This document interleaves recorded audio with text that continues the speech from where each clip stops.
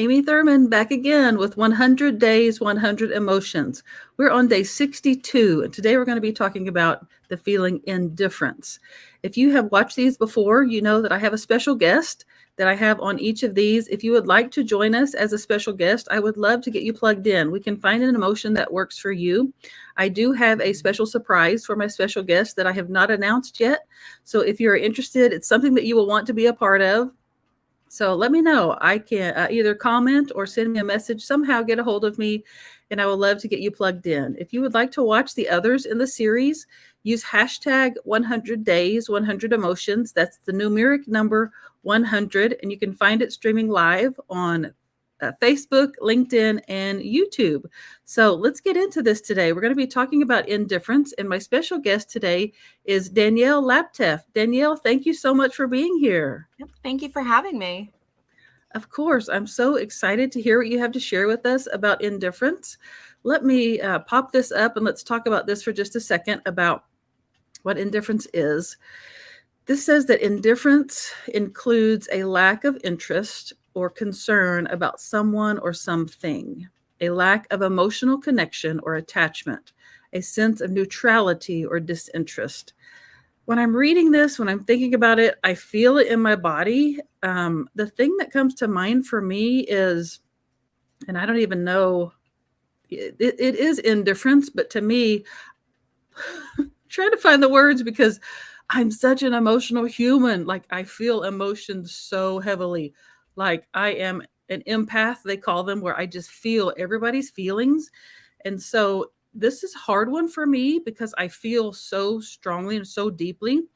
But the times that I have felt indifference, which is kind of funny to say that because to me indifference is like not a feeling, not feeling things, but it's almost like when someone has hurt me, like when someone has hurt me emotionally, then I don't really have those kind of feelings toward that person. It's like I just shut them off, like I put up a wall, like you have hurt me, you have caused me pain, so I'm completely shutting you off. I'm completely just dismissing you, not in an ugly, harsh way, but just like those, I'm not allowing those feelings, I'm not allowing myself to feel feelings toward that person anymore because they hurt me, if that makes sense. That's what comes to mind when I think about feeling indifferent or indifference. I would love to know what your experience is with it, Danielle, and what it has taught you. Yeah, absolutely. So you pretty much hit the nail on the head with how I feel about it as well. I think for me, it all stemmed to kind of how it relates to forgiveness and society's pressure to forgive. And it stems back like how you said, when someone hurts you. And, I think a lot of the times we're taught that a good person forgives. And you hear all those quotes and expressions like, it's not for them, it's for you. Or, forgive the person, not the act. And holding on to it is like drinking poison and expecting them to suffer or something. Like there's Oh, I've heard that. Yes. so many different ways that you're taught that you have to forgive. And they kind of make it seem like you're a bad person if you don't. And for me, I had a bunch of different situations throughout my life where I was hurt pretty badly. And, situations where I was physically assaulted, I was sexually assaulted, emotionally assaulted, all, different points of my life. And they Wow. were very traumatic experiences. And I remember afterwards, like in my late 20s, I remember being told that, you have to forgive because that's the good thing to do. And I'd been struggling for years trying to forgive. It's like I've been, hearing variations of that my whole life, but someone said it outright. And I was like, oh, okay, so I have to do that or I'm a bad person. I really have to do this. So all of these situations that occurred that were not my fault, things that happened to me, I started to internalize thinking they were my fault because of the fact that like I couldn't let go of the anger or the pain.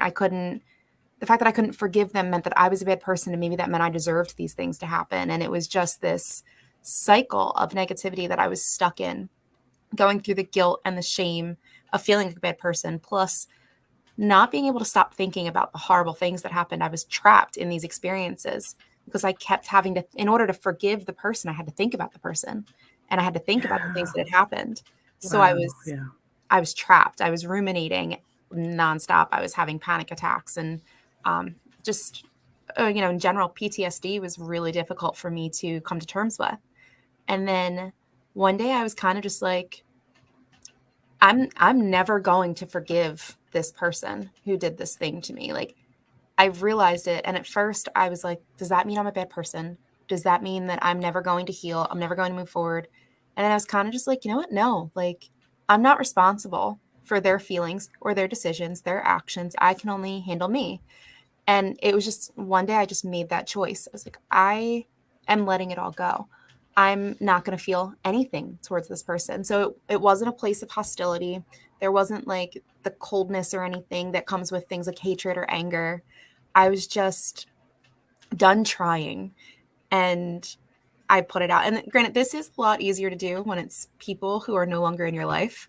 It is a Right. lot trickier if they are still in your, especially in your immediate circles, or if you're going to have to see them often. But there were family members and there were people I had considered close friends that I realized weren't. And, different situations that I realized that I had been trying for years to forgive. And once I decided to just stop, I felt so much lighter. And I felt Mm. like I was finally able to start moving forward and healing because I wasn't so focused on trying to do something that I just wasn't capable of doing. I was not capable of forgiving, so I chose indifference. And, it's a very controversial idea to say that you don't have to forgive in order to heal or move on. And I don't think that it should be. I think that indifference can teach you that you don't need to put yourself through that pressure. You don't have to do what you think you're supposed to do. You can focus on your healing. And when you make that choice and you're no longer really struggling to forgive anymore, you can really take that time, all of the energy and the time that you were spending struggling on that mission, you can now put towards your own self-care and, creating boundaries to protect yourself in the future, and, how you're going to enforce those boundaries. And then it also gives you more like mental clarity and better decision making because you're in complete control of your own emotions now and you're not worrying about other people. So you don't have all of those thoughts blocking up space in your mind. You are in complete control of what you're allowing yourself to think about. So yeah, I think that kind of sums it all up. I pretty much took, once I decided that I felt indifferent about a lot of things, I felt very empowered to make my own choices and just take control back for my life. I feel like there are different layers, different levels of forgiveness. And it's almost like in the process of forgiveness, which I'll come back to this in just a second. But in the process of forgiveness, we almost have to feel indifferent. Like in my life, it's like I have to get to that indifferent place before I can move into the forgiving place. And it doesn't mean you have to move into the forgiving place, but I feel like it's almost like you, in my life, I have to get there. And like I said, there are different levels of forgiving. I feel like some people feel like forgiveness is just all out, forgive everything, act like it didn't happen, just accept this person and allow them back into your life like nothing ever happened. Or like with me, I'm like, okay, I can forgive the person and the act, but I no longer trust them. And Mhm. that's what has happened in my life recently. Like I have forgiven this person for injuring me emotionally, but I no longer trust this person. I'm no longer going to share things with the person that I would have shared before. I'm no longer going to allow the person to take up that kind of space in my life because I just don't trust the person anymore. And so I feel like does that make sense that there are Yeah, different levels of forgiveness? Does that resonate with you? absolutely. I think when it comes down to it for me, I think that it depends on like every situation has its own circumstances. And so for me, it's going to depend on the situation. It's going to depend on the person. And I think the intent behind the actions that cause the harm. Like there are so many different factors to it. And like similar to you said, there are absolutely people in my life that I have forgiven for things. And there is still, though, a slight wall. There are boundaries or trust issues that I don't think could ever be resolved. But there's different levels of it. So I think um, for me, when it comes down, it's going to depend on mainly the intent and severity of how bad the hurt was. And also, like, whether there's remorse or any Mm, changes of their behavior in the future, or if they're going to gaslight you and then just do the same thing again and again. I right. don't, I think all of those kind of factor into whether I can forgive someone. So, for example, like some of the people, there are, I think maybe like 4 or 5 people who I have not forgiven in my life that I've taken the indifferent route. And some of them were big time with the gaslighting and just kind of pretending like, oh, I never did that. I don't know why you're so upset. You did things like this anyway, or, just turning it all around and making you feel like you're not allowed to be upset or you're not allowed to be hurt. And then they'll go and do the same things again, even knowing that it hurt you. And I think that kind of stuff, those are where I'm like, I can't forgive you because, like, I don't know. I'm just not capable of it. I just don't feel the ability to forgive. And I tried for years to figure that out. And then once I realized that, I'm like, I don't have to forgive you. I can just move on.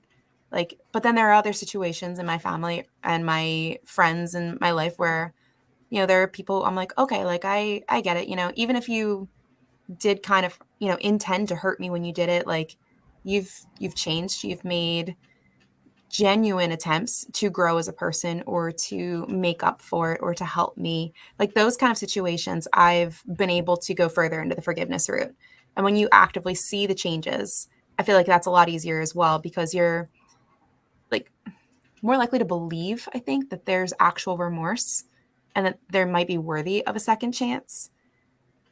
But I don't know. So I think, does that answer your question? I think it all is circumstantial? Yeah, absolutely. I I know there are people watching who will say, and I'm thinking too, like, I have never thought about it like that, because I was raised exactly what you said, that forgiveness is what you have to do. Mhm. But I have never thought about maybe there's another option. Maybe that's not something I have to do, or maybe it's not something I have to do right away. Maybe it's something I work my way up to. But to take the indifference route is a very interesting response to that. And my mind's just exploding a little bit because I've never thought about it that way. And I am really curious if by taking the indifference route, if you feel like you've been able to move on, is it helping you move on past those situations that happened to you? I really think that it has. So before I decided to take that route, I remember like one day it was like a crystal clear memory. I was really upset and crying because like I had just, sat through a homily where they talked about forgiveness and all of that. And I left and I went home and I just started crying because I was like, I cannot forgive this specific thing. And what does that mean about me? And it was like I had this whole day where I kept thinking about it. And then that was when I had the breakthrough. And I was like, you know what? I'm a good person. I know I'm a good person. I don't have to hold on to this anymore. And once I made that choice and I decided, like, I actually like went to my journal. I'm a big time journaler. Yeah. I pulled my journal out. I wrote for probably like an hour, just all of the things that I was having trouble forgiving. And I just looked at it and I was like, you know what? I'm done with all of this. I'm letting it go. I tore the pages out. I put them into a fire that I had going out in my backyard. I burned it. I let it go. And I just was done with it. And when I made those choices, yeah, I felt like I was able to just let it go and move on. And so now I can't say that I never think about these people or that I never think about the things that happened. But now when I do think about it, it's so rare. And when it does come up, I'm able to look at them and acknowledge that they happened or that they existed and they were factual. And it's not coming from a place of emotion anymore. So it used to be, I would think about the things that happened to me. I would relive the trauma. I would be in so much pain. I would have panic attacks. And every time I thought about it, I was right there in the moment again. Like it was as if it was happening in real time. And I was struggling so much just to even go about my day because it would hit me and it would just be overwhelming.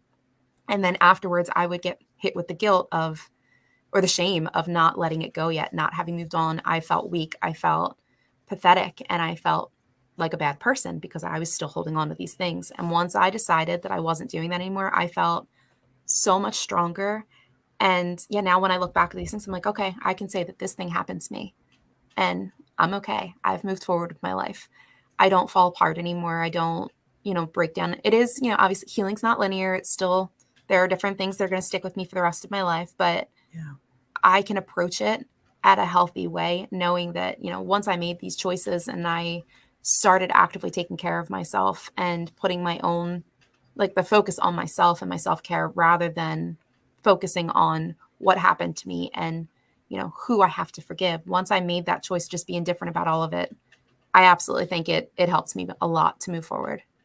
Ah, I love that so much. And it sounds like to me, as you're explaining this, that maybe this is your own form of forgiveness. Like it's not somebody else's definition or explanation of forgiveness, but this is, I feel like everybody has their own way to deal with things, that everybody's experiences are different. They have to deal with it in their own way.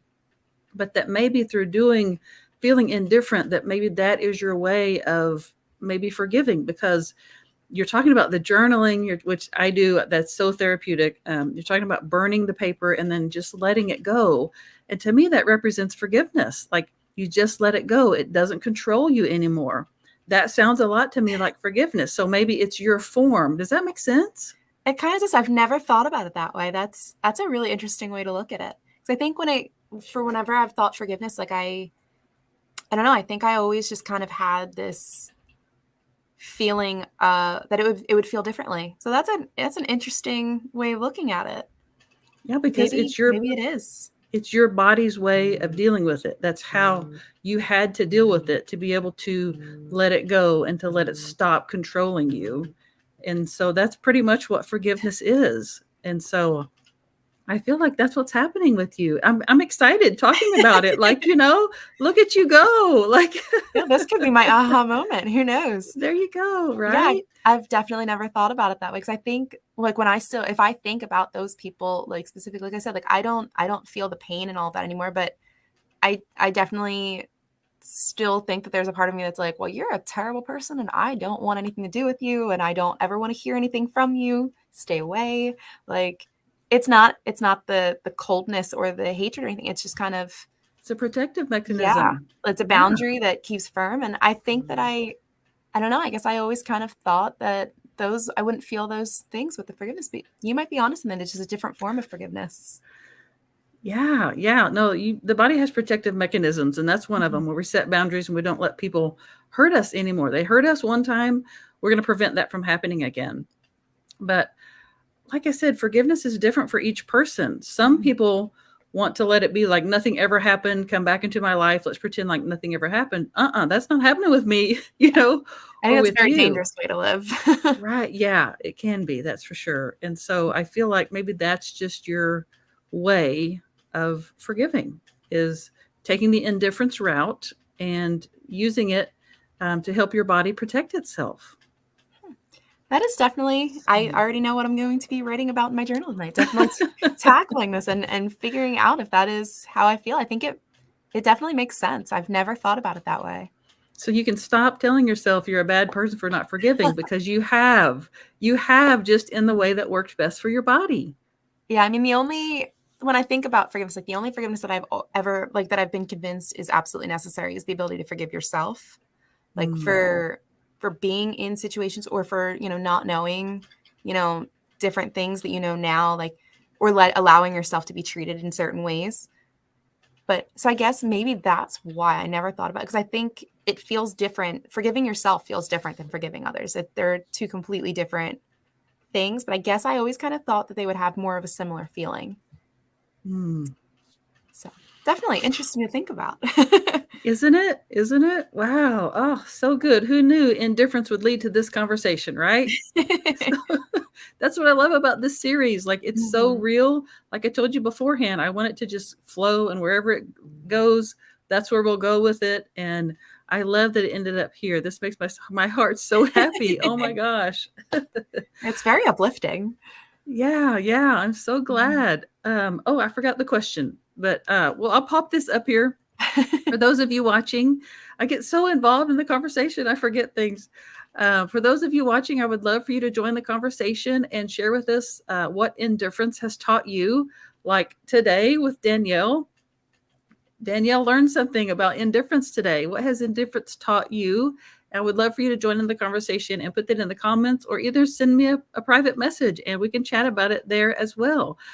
Okay, so if you've watched these before, you know that I use an AI image generator to create an image that represents the emotion of the day.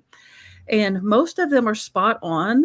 Like when you're looking at it, I tell you, I say this every time, but it just gets me. Like, it's like art therapy to me, because when you're looking at the picture, you're not really seeing the emotion, but when you look at it from the lens of that emotion, we can always pick something out and say, oh, I see it now. And that's kind of what this one is today. Like, I would never have guessed this one represents indifference, but looking at it, I can see it. So Let me pop this up here, then I'll full screen it and we can chat about it here just a second about what it pulled up. This is what it pulled up for me when I asked it to represent indifference. And I was looking at this beforehand and I thought, I see it. I see it. Like there are so many paths. Like, look at how many paths are on this picture. And they all intertwine, they go different directions. And I feel like, and I thought about, I think that's indifference. Like it can go so many different directions. Like we have already seen today, it can take us to forgiveness, or it can take us down a whole different path, or we can choose to use it in so many ways. And it can lead to so many different things that I feel like just me looking at it, that's what jumps out at me as is all those paths. Do you see anything different in here, Danielle? Similar, but slightly different. I feel like I see temperatures. So like on the one side feels a lot warmer, the other side feels cooler, and it kind of seems like you're going down the middle. So you're not pulled in one direction of emotion towards the feeling or towards the temperatures. You're not necessarily needing warm or cold. You're just going right down the middle. Oh, that's so good. And that's pretty much, that's what indifference is, that I don't really care one way or the other. I'm just going along this, I'm just going down this way. And, you know, if I have warm, it's fine. If I have cool, it's fine. Oh, that's so good. I'm telling you, that's one of the things I love about these. That's one of the reasons I bring them on, is because they show us different things. Excuse me. Different things about the emotions that we wouldn't have thought about before. So if any of you watching see something different in this image that represents indifference, please share with us. I would love to know your interpretation of this. Like I said, I learned so much from those. It blows my mind. Oh my goodness. So good. Oh, this has been so good, Danielle. Thank you so much for being here and for sharing your story and being vulnerable and willing to chat about all things indifference and forgiveness. I would love for you to share with our viewers a little bit more about you, what you do, and how they can get a hold of you if they would like to work with you. Sure. So I am an empowerment coach and resource creator. So as far as the resource creation, I do a lot of things like customized journals or guided journals. And then with my coaching, I specialize in helping women specifically to feel empowered. So I'm trained and certified in overcoming people pleasing, in empowerment as a whole, in cognitive behavioral therapy, and then I'm currently also getting certified in hypnotherapy, so that we can work with all of those different aspects and pull from the different parts of them in order to figure things out as far as getting to the root of what's holding you back, like self-limiting beliefs and things along those lines, so that you can move forward and stop making yourself small, so that you can really step into your power and take the world by storm and be who you want to be, live the life you want to live without being afraid all of the time. So those are where I specialize. And then I pretty much have everything. I like the home base is my website. So you can find all of my different social media links, my coaching programs, my free Facebook group where I help do all of that.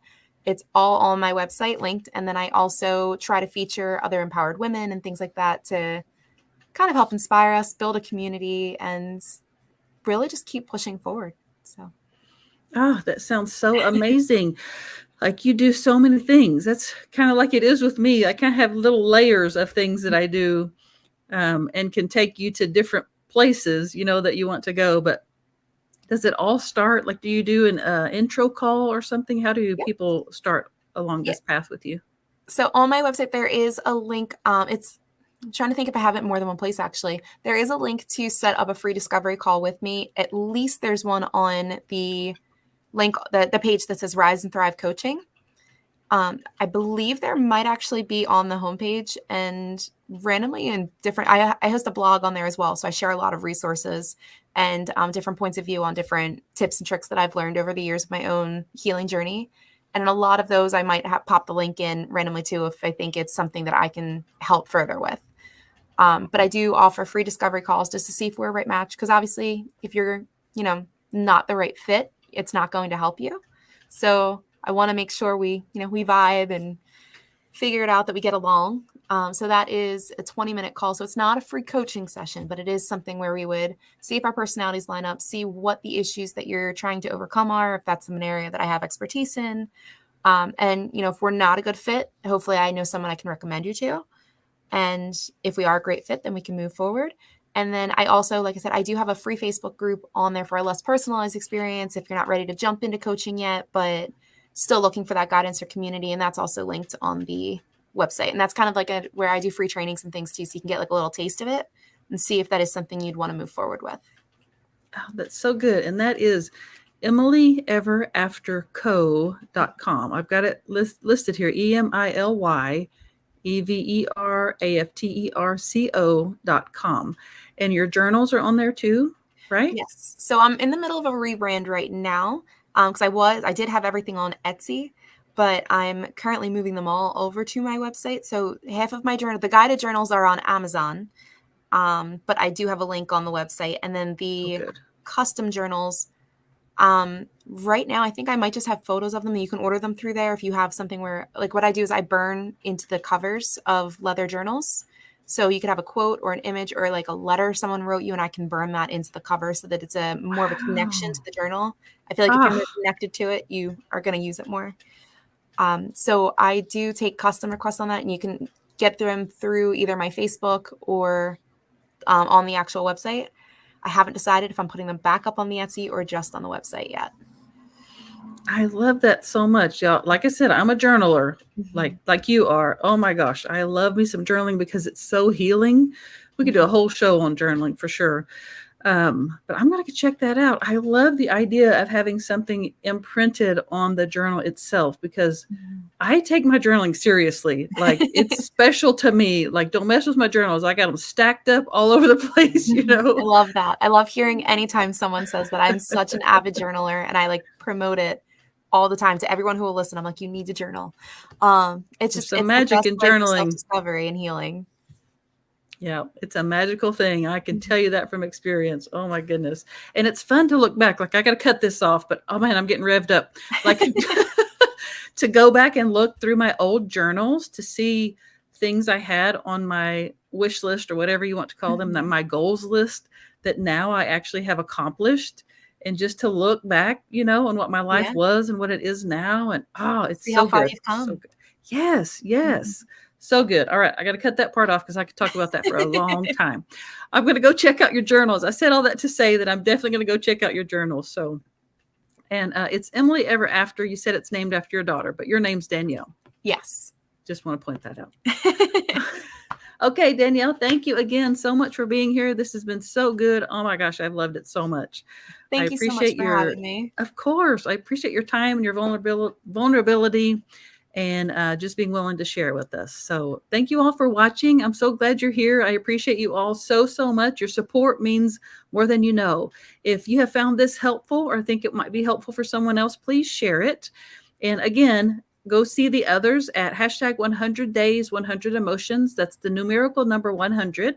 And if you would like to be a special guest to talk about a specific emotion, I would love to get you plugged in. Message me, comment, somehow reach out to me, and I would love to get you plugged in here. Okay, until next time, I'll be back with another emotion. Thank you all. Bye.